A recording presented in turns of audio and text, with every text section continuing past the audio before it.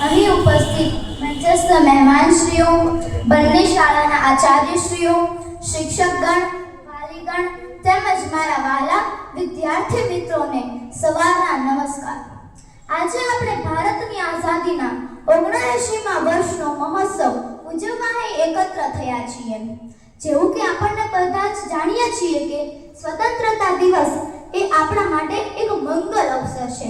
આ ખાલી આપણા માટે જ નહીં પણ ભારતના દરેક નાગરિકો માટે આ દિવસ ખૂબ જ મહત્વનો દિવસ છે.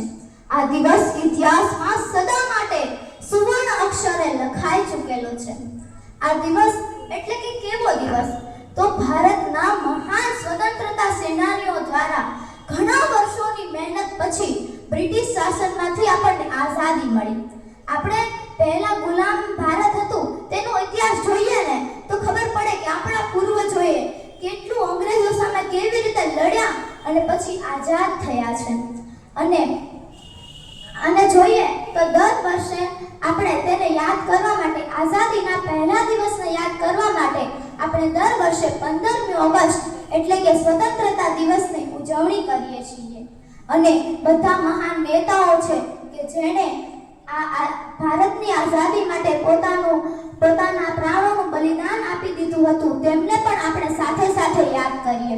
ભારતને 15 ઓગસ્ટ 1947ના રોજ આઝાદી મળી હતી. આઝાદી પછી આપણને આપણા રાષ્ટ્ર અને આપણી માતૃભૂમિના તમામ મૂળભૂત અધિકારો જે છે એ બધા જ આપણને પ્રાપ્ત થયા છે. એટલે આપણે ભારતીય છીએ તેનો આપણને ગર્વ હોવો જોઈએ. આપણા સૌભાગ્યની આપણને પ્રશંસા હોવી જોઈએ, કારણ કે આપણે આઝાદ ભારતના બાળક છીએ. અને આઝાદ ભારત એટલે આઝાદી તો 1857 થી 1947 સુધી ઘણા બધા મહાન સ્વતંત્રતા સેનાનીઓએ પોતાના જીવને કુરબાન કરી દીધા હતા અને આપણો દેશ આના પછી આઝાદ થયો. એમાં સૌથી પહેલા જો કોઈ માણસ હોય તો એ મંગલ પાંડે છે, જે બ્રિટિશ આર્મીના એક સૈનિક હતા, જેમણે સૌપ્રથમ પહેલા અંગ્રેજો સામે અવાજ ઉઠાવ્યો હતો. તેના પછી ઘણા બધા મહાન સ્વતંત્રતા સેનાનીઓએ લડાઈ લડી અને પછી આપણો દેશ આઝાદ થયો.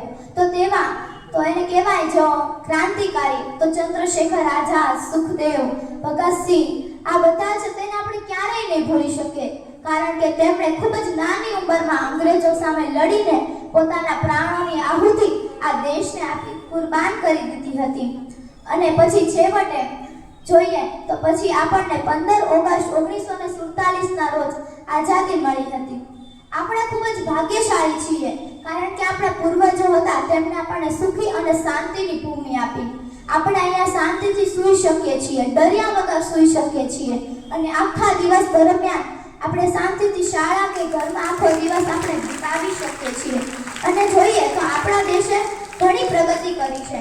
તો જો આપણા દેશે ટેકનોલોજી, એજ્યુકેશન, સ્પોર્ટ, ફાઇનાન્સ જેવી અલગ અલગ ક્ષેત્રોમાં ઘણી બધી પ્રગતિ કરી છે.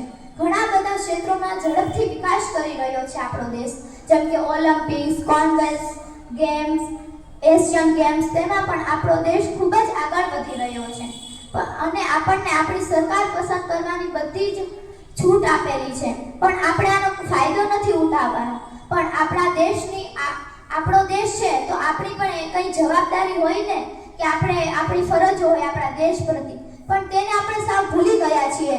અને આજે આપણે બધું જ ભૂલી ગયા છીએ અને આપણા દેશની જવાબદારીથી આપણે મુક્ત થઈ ગયા છીએ. પણ આપણે એવું નથી કરવાનું, પણ આપણા દેશને જ્યારે આપણી જરૂર હોય ત્યારે આપણે તેને સાથ આપવાનો છે અને આપણા દેશની સેવા કરવાની છે. હંમેશા આપણા દેશ માટે આપણે સેવા કરવાની છે. જય હિન્દ, જય ભારત.